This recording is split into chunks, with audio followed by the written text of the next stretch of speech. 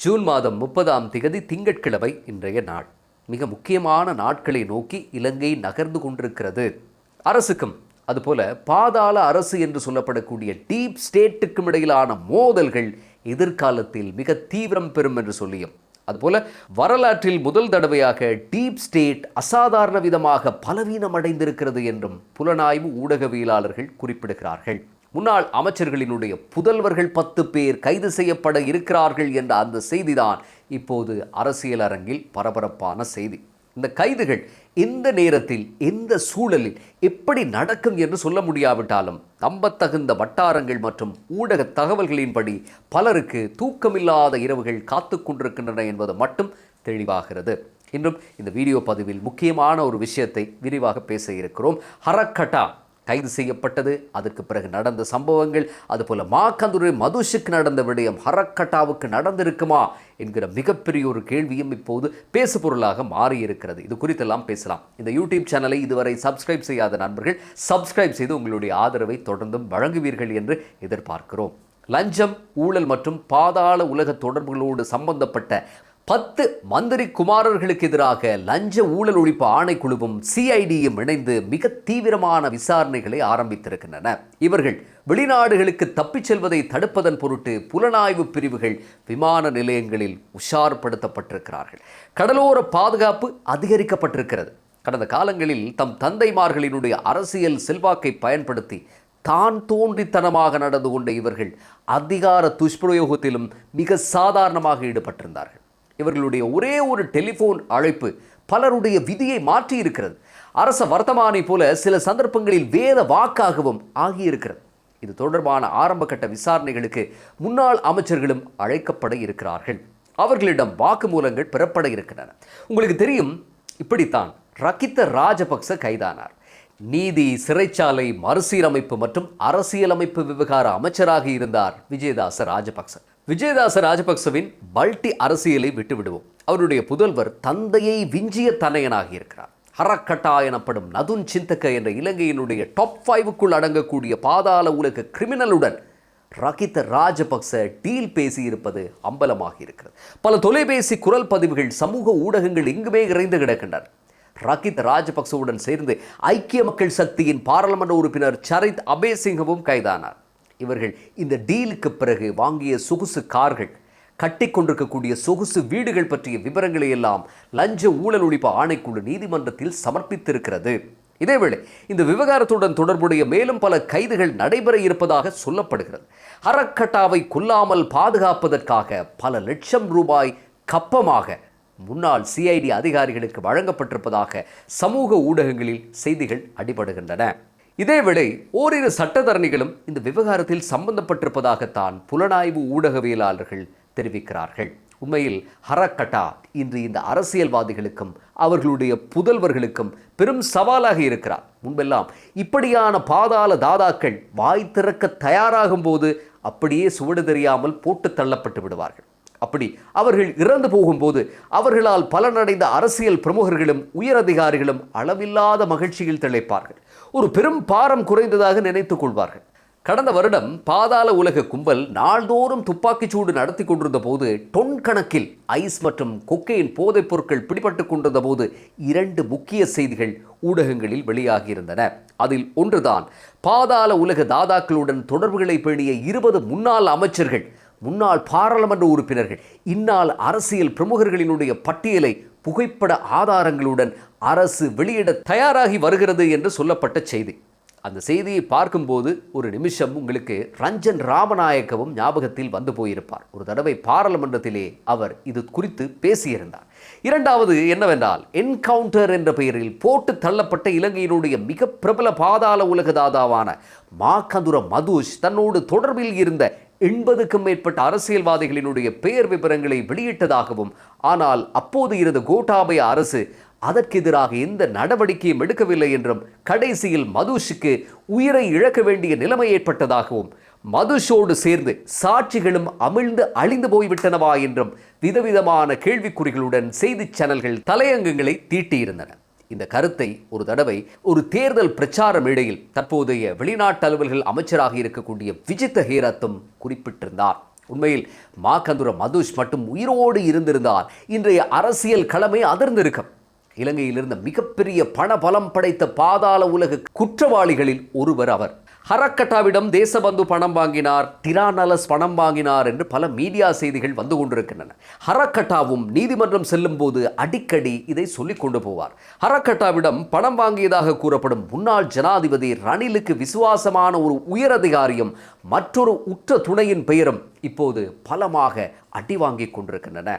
ஆனால் ஹரக்கட்டா சம்பந்தப்பட்ட கொடுக்கல் வாங்கல்கள் எல்லாம் ஒரு 50-60 கோடிக்குள் தான் இருக்கின்றன. ஆனால் மாக்கந்துர மதுஷின் சொத்து மதிப்பு 1000 கோடிக்கு மேல் இருந்ததாகவும் மதுஷ் மரணிக்கும் போது அவை மொத்தமாக சுத்தம் செய்து எடுக்கப்பட்டன என்றும் சொல்லப்படுகிறது. மாக்கந்துர மதுஷுக்கு என்ன நடந்தது என்று உங்களுக்கு ஞாபகம் இருக்கிறதா? உண்மையில் மதுஷ் விவகாரம் என்பது கைமேல் வந்த ஒரு வாய்ப்பை இலங்கை குற்றப்புலனாய்வு திணைக்களம் அரசியல் தலையீடு காரணமாக கைவிட்ட ஒரு கதை. நாம் தப்பவிட்ட தருணங்களில் ஒன்று அது என்று சொல்லலாம்.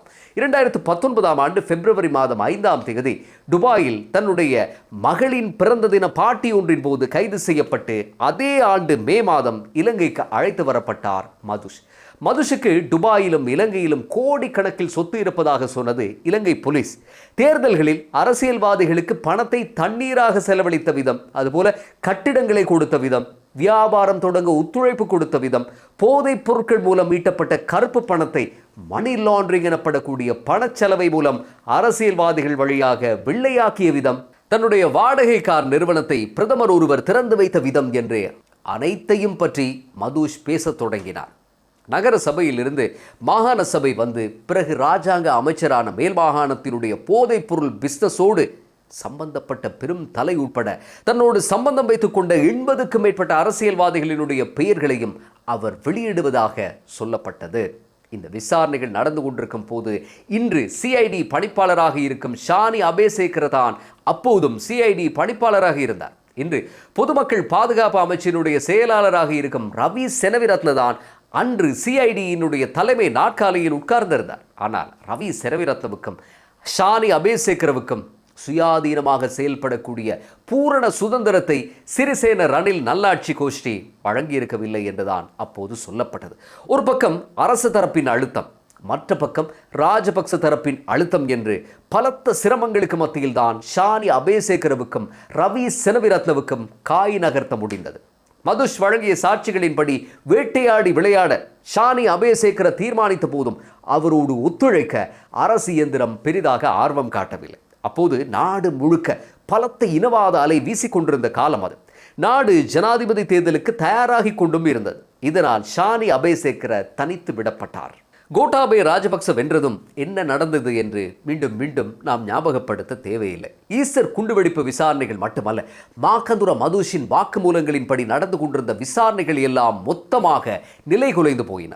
1.5 வருடங்களுக்கு மேலாக சிஐடியில் தடுத்து வைக்கப்பட்டிருந்த மதுஷ் 2020ஆம் ஆண்டு அக்டோபர் மாதம் 16ஆம் தேதி கொழும்பு கிரைம் டிவிஷன் என்று சொல்லப்படும் கொழும்பு குற்றத்தடுப்பு பிரிவு, அதாவது சுருக்கமாக சொன்னால் சிசிடிக்கு இடமாற்றம் செய்யப்பட்டார். அது என்ன ஆச்சரியமோ தெரியவில்லை. மறுநாள் மதுஷ் வழங்கிய தகவலின் அடிப்படையில் 100 மில்லியன் ரூபாய் பெறுமதியான 10 கிலோ ஹெரோயின் போதைப் பொருள் கொட்டிக்காவத்தை என்ற இடத்தில் கைப்பற்றப்பட்டதாக அறிவித்திருந்தது சிசிடி. மாளிகாவத்தையில் கஞ்சிப்பான இம்ரான் எனப்படும் மற்றொரு பாதாள உலக குற்றவாளிக்கு சொந்தமான அபார்ட்மெண்ட் ஒன்றில் ஹெரோயின் போதைப் பொருள் இருப்பதாக மதுஷ் மீண்டும் தகவல் வழங்கினார். 2020ஆம் ஆண்டு அக்டோபர் மாதம் 20ஆம் தேதி அதிகாலை வேளை மதுஷையும் அழைத்து கொண்டு குறித்த இடத்துக்கு சிசிடி போனதாகவும் அங்கே நடந்த பரஸ்பர துப்பாக்கிச் சூட்டு சம்பவங்களால் மதுஷ் உயிரிழந்ததாகவும் இலங்கை மக்களுக்கு அறிவிப்பு செய்யப்பட்டது. பலத்த விமர்சனங்களுக்கும் கண்டனங்களுக்கும் உள்ளானது இந்த படுகொலை. மதுஷிடம் இருப்பதாக சொல்லப்பட்ட சொத்துக்களுக்கு என்ன நடந்தது என்ற விவரமும் இதுவரை தெரியவில்லை. ஆனால் ஷானி அபேசேகர இப்போது மீண்டும் பரபரப்பாக சுழன்று கொண்டிருக்கும் நிலையில் மதுஷுக்கு நடந்தது என்ன, அவரை ஏன் கொன்றார்கள், மதுஷுடன் பழகிய அந்த அரசியல் முக்கியஸ்தர்கள் யார் என்ற விவரம் எல்லாம் வெளிச்சத்துக்கு வர வேண்டும் என்பதே நீதியையும் சட்டத்தையும் மதிக்கக்கூடிய மக்களின் அவா. மதுஷின் புதைகுழியில் ஒரு குற்றவியல் காண்டத்தையே தூக்கி புதைத்து விட்டதாக சம்பந்தப்பட்டவர்கள் சந்தோஷப்பட்டிருப்பார்கள். அதை மீறி நீதி நிலைநாட்டப்பட வேண்டும். மதுஷ் கை நீட்டிய அரசியல்வாதிகளினுடைய முகத்திரைகள் கிழிக்கப்பட வேண்டும் என்பதையே மக்கள் எதிர்பார்க்கிறார்கள். முன்னர் ஒரு காலம் இருந்தது, அரசியல்வாதிகள் சட்டத்துக்கு 100 படி மேலே இருப்பார்கள். அவர்களை எந்த சட்டமும் தீண்டாது. அவர்கள் சொல்வதைத்தான் காவல்துறை செய்யும். ஊழலில் உலக தரம் பெற்ற அத்தனை தீமைகளினதும் தலைமை செயலகமாக இருக்கக்கூடிய இந்த மாதிரியான அரசியல்வாதிகளுக்கெல்லாம் விசுவாசம் என்று சொல்லப்படும் ஆயுள் சந்தா கட்டியபடி வாழ்ந்து மடிவார்கள் அந்த தொண்டர்கள். ஆனால் அந்த நிலைமை இப்போது இல்லை. இன்று அரசியல்வாதிகளுக்கும் சரி, பொதுமக்களுக்கும் சரி, ஒரே அகப்பையால் தான் சோறு. அதாவது சட்டம் என்பது மீறுவதற்கு மட்டுமே என்று வாழ்ந்தவர்களையெல்லாம் பிடித்து ஒரு நேர்கோட்டில் நிற்க வைக்கப்பட்டிருக்கிறது. உண்மையில் எந்தவித ஆரவாரமும் இல்லாமல், எந்தவித பிரச்சாரமும் இல்லாமல் ஒரே நாடு, ஒரே சட்டம் அமுல்படுத்தப்பட்டு கொண்டிருக்கிறது என்றுதான் சொல்லக்கூடியதாக இருக்கிறது. இதனால் தான் ஒரு காலத்தில் அடித்து புரண்டு சண்டை பிடித்த அரசியல்வாதிகள் எல்லாம் இன்று என்ன செய்கிறார்கள்? சேர்ந்து ஒன்றாகி இருக்கிறார்கள். நாம் ஒன்று சேர வேண்டும் என்று நேற்றும் கதறி குளறி இருக்கிறார் நாமல் ராஜபக்ச. இப்படியே போனால் 2029 அனுரதான் ஜனாதிபதி என்கிறார் பாட்டலி சம்பிக்க ரணவக்க அணியின் புத்திசாலி முகமூடியுடன் இருக்கும் ஷிரால் லக்திலக்க. சஜித் பிரேமதாசவை பாருங்கள், பார்க்கவே பரிதாபமாக இருக்கிறது. சஜித்தின் அரசியல் வாழ்க்கையில் மிகப்பெரிய சேதாரத்தை ஏற்படுத்தியதில் ஒரு சிங்கள தனியார் தொலைக்காட்சிக்கும், உதய கம்மான்பில போன்ற இனவாதிகளுக்கும், இராஜ் போன்ற கலைஞர் லேபலை சுற்றி கொண்டு ராஜபக்சேக்களுக்கு நிபந்தனை இல்லாமல் கடைக்கு போகும் ஆசாமிகளுக்கும் பங்கு இருக்கிறது. இவர்கள் எல்லாம் சேர்ந்து தம் ஆஸ்தான பெரும் தலைவன் கோட்டாபய ராஜபக்சவுக்கு எதிராக 2019 ஆண்டு சஜித் பிரேமதாச ஜனாதிபதி தேர்தலில் குதித்த போது மிக மோசமாக, காட்டமாக விமர்சித்தார்கள். இதில் பாதிக்கு மேல் தனிப்பட்ட தாக்குதல்களாகத்தான் அமைந்திருந்தன. சஜித் அப்போது தோற்று போனார். ஆனால் அன்று தன்னை இழிவுபடுத்திய ஆசாமிகளுடன் இன்று சந்தர்ப்பவாத நட்பு பாராட்டுகிறார் சஜித் பிரேமதாச. தமிழ் முஸ்லிம் கட்சி தலைவர்கள் எல்லாம் அவரோடு கூட்டணியில் இருக்கும் நிலையில் உதய கம்மன்பில எழுதிய ஈஸ்டர் குண்டுவெடிப்பு விசாரணை தொடர்பான புத்தக வெளியீடு ஒன்றுக்கு சென்று வந்தார் சஜித் பிரேமதாச. உதய கம்மான்பில போன்ற கேரக்டர்களை எல்லாம் சஜித் பிரேமதாச மதித்து அங்கே போய் சில மணித்தியாலங்களை விரயம் செய்யும் அளவுக்கு இன்று வங்குரோத்து நிலைமையில் இருக்கிறது எதிரணி. கடைசியில் ஹர்ஷடி சில்வா, இரான் விக்ரமரத்ன போன்ற புத்திஜீவிகள் கட்சிக்குள் புறக்கணிக்கப்பட்டார்கள். முடிவில் பொதுஜன பெரமுனவின் கொள்கைகளை பேசி இன்று கம்பி எண்ணி கொண்டிருக்கக்கூடிய சரித் அபேசிங்க போன்ற கப்ப பேர்வழிகள் கட்சிக்குள்ளே எல்லாமாக ஆனார்கள். இப்படி ஒரு நிலைமையில்தான் முன்னாள் அமைச்சர்களின் புதல்வர்கள் 10 பேர் விசாரணை வலயத்துக்குள்ளே வருகிறார்கள். இவர்கள் பல கட்சிகளுடன் சம்பந்தப்பட்ட தந்தைகளின் பிள்ளைகள். இது தவிர மாக்கந்துர மதுஷ் விவகாரமும் மீண்டும் தூசு தட்டப்பட இருக்கிறது.